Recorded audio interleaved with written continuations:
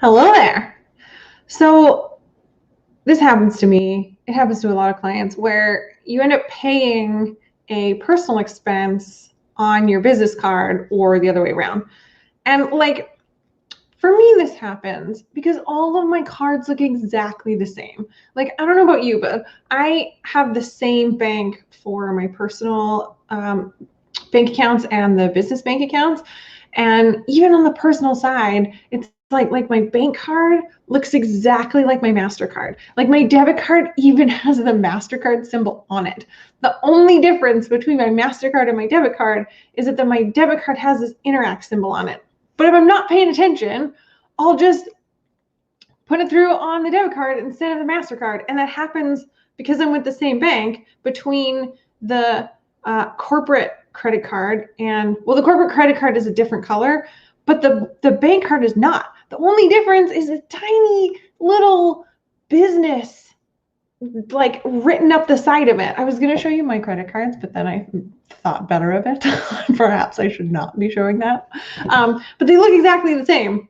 And so I will sometimes pay personal stuff on the business card. So what happens when I do this is that I then have to create a due to shareholder because it's a corporation, due to shareholder.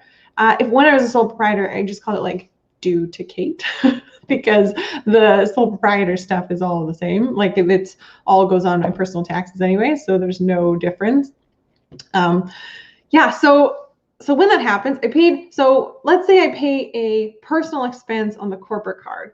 So it comes through in QuickBooks in my banking feed and I can see it. It's like a chocolate store. There's no store called the chocolate store, but that's the one that came to mind. That's clearly what I want right now. So there's chocolate store has come through and it's for like $25 or something like that. And I have to deal with it. I can't just delete it. I have to deal with it because I have actually paid for it on the corporate credit card, which means it's going to be like the liability is of the corporation. Or if I was a sole proprietor, it would be the sole proprietor's liability. But I can't expense it because it's not a business expense. Chocolate is generally not a business expense. I mean, sometimes like if you gifted it to a client or something like that, maybe it could be. Or maybe if you were like a chocolate maker and you were doing research, oh man, I should be a chocolate maker. Then I could just do research all the time. I'm not a chocolate maker, so I have to put that. I can't expense that. It was for me. It wasn't for a client. And so I transfer it or expense it. Expense it is the term in QuickBooks. Or I could do a bank transfer to my due to from shareholder account. So it's just an account that sits on my balance sheet that's called due to shareholder, and I just stick it in there and I can deal with it later. If I'm a sole proprietor, it's just like due to Kate, same thing, goes on the balance sheet, I can deal with it later. But what happens if I pay a business expense personally? I accidentally pull out my personal card, or maybe I forgot my business card at home because like I don't really carry that thing. I do most of my shopping online, so a lot of times it's to my desk and then I go out and then I'm like, oh crap. So I pay for it personally. Well, in QuickBooks, it's not going to come through the bank feed this time. We're not going to get a line in our banking section because we didn't pay for it on the corporate card. So we're going to have to enter it manually. So we're going into the expenses section of QuickBooks, and then you would just enter all the same information as you would if it had come through the banking tab. You say like, who did you pay? Put in the account. Maybe this time I bought calculator because that's what I'm looking at. Maybe I bought a calculator. And so I would say office expenses in my little category, put in the tax, maybe write a description. I probably want to attach the receipt just because it was paid for personally.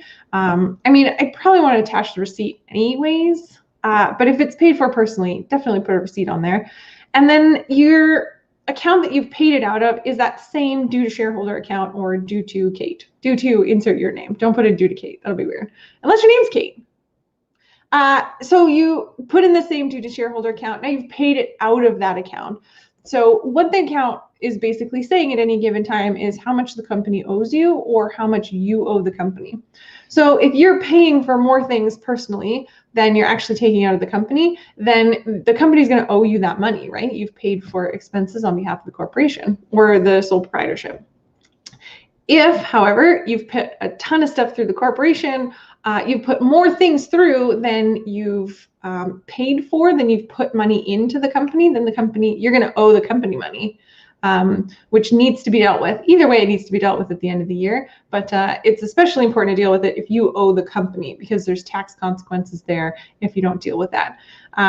How you deal with that is a conversation for another day. You can dividends or salary or bonus or that kind of thing.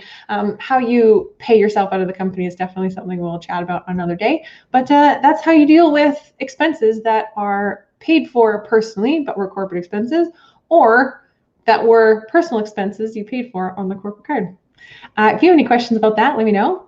If you have asked this question before and you would love to learn more about how your money works, just makes it less scary overall, then join me for a one-on-one program.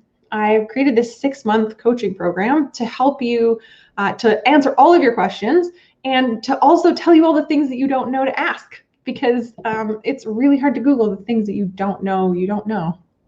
So join me for a call. I've linked to a free 30-minute call that you can book in the description. So I encourage you to do that. I'd love to chat with you about your business and see if we're a good fit. I hope you're doing well, and I'll see you tomorrow.